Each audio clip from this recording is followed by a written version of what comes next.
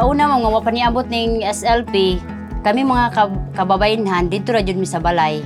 Tungod nga namugna ning SLP, kami mga kababayenhan nakatabang namin sa among mga bana kay naa nami mga additional income diri sa among asosasyon.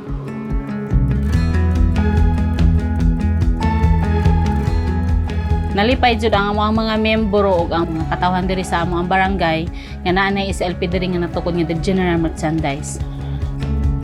Mo nang ako na-appreciate yun nako ma'am ang programa sa SLPA kay gikan mi sa 2019 hangtod karon is buhing-buhi pa gyud ang among SLPA.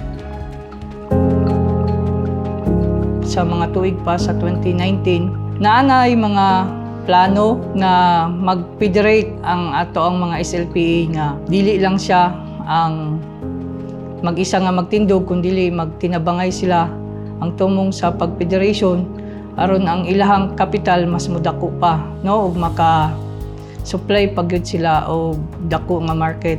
Before natukod ang among co-ops, naghimo sa kami og federation composed of SLPAs diri sa Malita. Ang DSWD Sustainable Livelihood Program, no, Province of Davao Occidental, nakipag-coordinate na sila sa Office of the MSWD nga pwede ba daw ang MS ang himuon og pilot area para sa katong EPAP in collaboration with the Sustainable Livelihood Program. So ang gibuhat karon ni DSWD SLP og ni local government naghiusa para tabangan tong ubang mga association sa ubang mga barangay nga i-gather sila para himuon sila karon og cooperative. So karon during sa implementation na ang SLP karon together with the local government and MSWD nag-organize sa kanang NASMACO. So mauto nga ang EPAP nianhi diri sa amoa aron pag-introduce sa ilahang program ang Enhanced Partnership Against Hunger and Poverty. Nag-collaborate ang federation ug ang Kilalag Corp. Naki-partner na pud ang Kilalag SLP Corporation ug ang nagkahiusang SLP sa Malita Consumers Cooperative. Pagsugod gibisitahan mi sa EPAP nga naami ka kapasidad nga mo support sa DCare. Miagi mi og mga trainings. Una ato tulo, pagkahuman unom ka DCare center hangtod niabot sa 33. Karon ka nakita na sa EPAP nga good ang among pag-supply. So gihatag sa amo ang kinatibuk-an nga Malita. 100 to ka daycare centers, equivalent na siya sa 1,425 ka mga children. Nag-meet jud mi og 2.3 million nga kapital. Bisan gani og mahal-mahal kaayo ang supply namo, wala lang mi nagmatter ana kay gusto namo ma-supply namo og good quality ang mga kabataan. Amo ang gina-supply ato sa mga daycare center is mga canned goods, rice, ug chicken ug then gulay. Nalipay jud mig dako ato kay nga nangano na katabang mi sa amo ang community, then ang mga malnourished na mga bata natabangan pud sila. Makabilib kayo atong mga officers kay mingon sila sa amoa nga sir, bahalag gamay lang atong ginansya. Basta ang atong mahatag sa ato ang mga bata, atong ma-serves sa ilaha nga mga pagkaon kay quality. Tungod kay ang mga aon ra pud ana sir, kaya ang amo ra pong mga apo, ang among mga anak, ang mga pag-umangkon.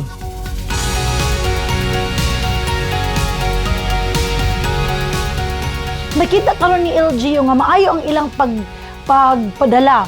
Si LGU karon naghatag og 250,000 no for Kilalag and 250,000 for NASMACO.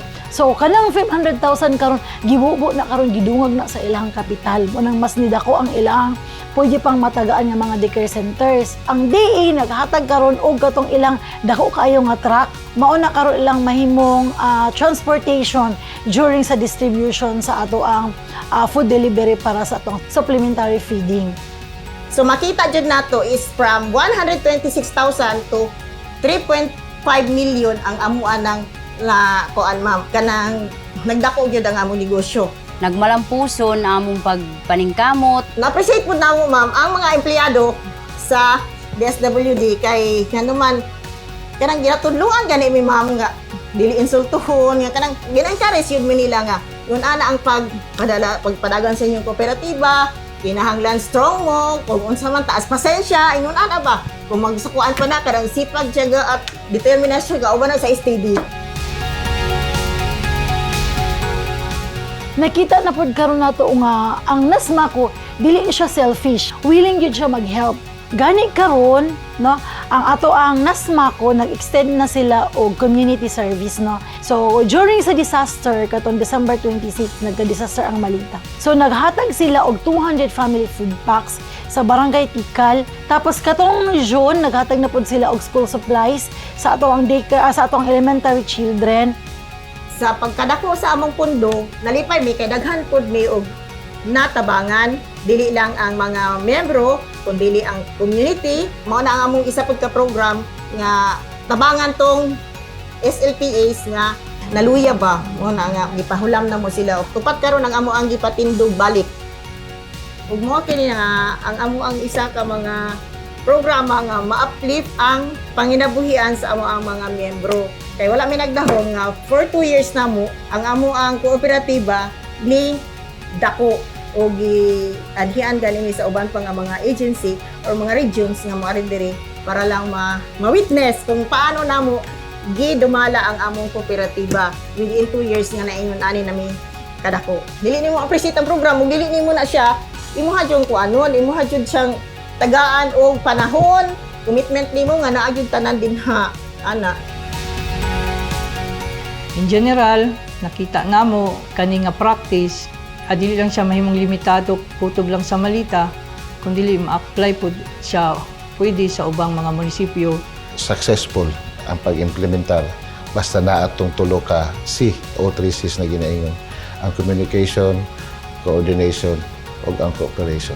Mapasalamaton ang ahensya sa suporta na gihatag sa probinsya na kung asa hugot ang suporta sa pag-implementar sa mga programa o serbisyo sa DSWD.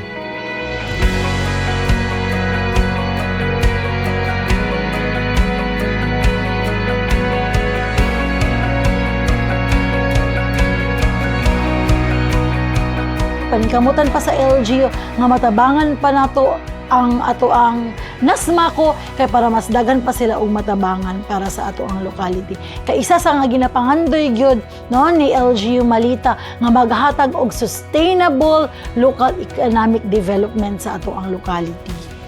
Ang akong mensahe alang sa atong nagkahiusang SLPA sa Malita, Consumers Cooperative ug sa kilalag SLP Corporation, ang dakong pag-appreciate no sa unsa sila kakugi o makatabang alang sa mga panginahanglan sa ilang pamilya o sa pagtanaw pod sa mga panginahanglan sa komunidad.